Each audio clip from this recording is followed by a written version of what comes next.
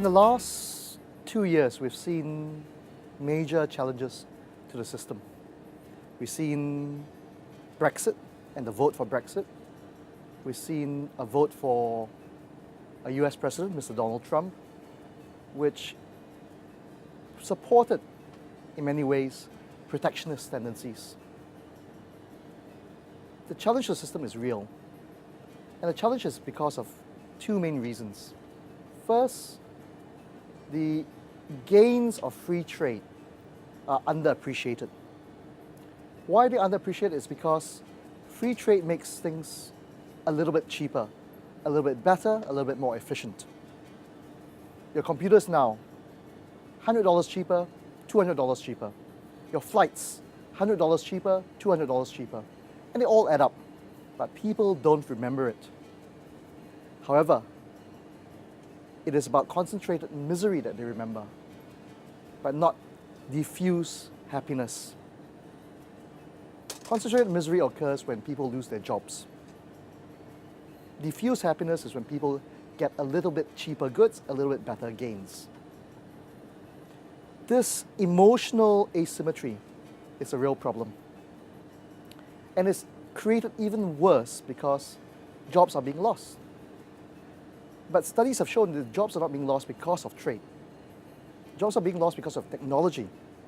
And in many ways, actually trade and the skills that come along with the trade can help alleviate some of these technological losses. But we cannot forget that jobs are being lost and people feel emotional about that. So I think the only way that we can deal with the problem is to face hard truths and say that the jobs of the past will have to be managed, will have to be retrained, people will have to go and get new skills, that we have in some ways overemphasized economic gains. They say that an FTA provides $1 billion here, $1 billion there, and people don't feel it coming into their pockets, even though indirectly it comes through cheaper goods and better goods. We need to think of ways to message things better, to communicate these things better. And I think the only way to deal with asymmetry of emotion is to appeal to things that people are also passionate about. I think, for example, Singapore. Singapore is a country where we're an island, smaller than Greater Buenos Aires, 30 miles by 40 miles. And we are always worried about food. We like food a lot. I like being in Buenos Aires because the beef here is fantastic. But we don't have any cows in Singapore. We don't grow a single grain of rice. But the Economist Intelligence Unit, the EIU, in 2015 ranked Singapore as the second most food secure country in the world. The second most food secure country. We don't produce any of our own food. Why are we the second most food secure? Because we are free traders for food. We open our markets, we get multiple streams and sources of food. We provide a private warehousing system. And all of that ensures that our food is readily available, relatively cheap, and will be fairly resistant to any changes in supply patterns. Trade provides for this. And I think if you communicate to a Singaporean that yes, there is some job loss, we will manage those job losses as best as we can. But if we were to cut off trade, there's no food for you tomorrow.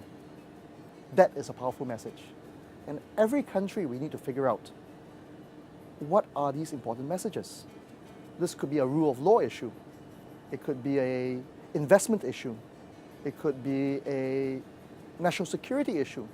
The idea of countries trading together, creating a democratic peace was essential to the European Union. The Schuman Declaration was the idea that not only war become unthinkable, but impossible because of an integration of their economies in France and Germany, and now in the greater Europe. That, I think, is a powerful thing. So we need to message this better. And the way we message this is to say, we're all in this together.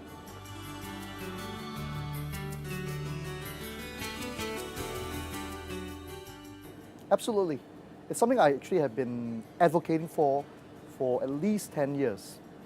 Now, I'm not saying that we import bilateral investment treaty rules or FTA investment chapter rules directly into the WTO. But what we cannot forget is that the idea of separating trade with investment in today's global value chains, integrated production networks, is problematic.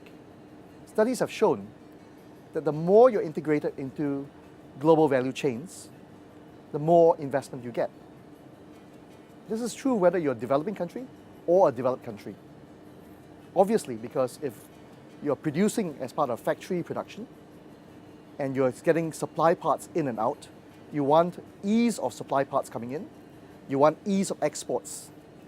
At the same time, if your factories are well provided for, well protected under a rule of law, people are more willing to put the factories there.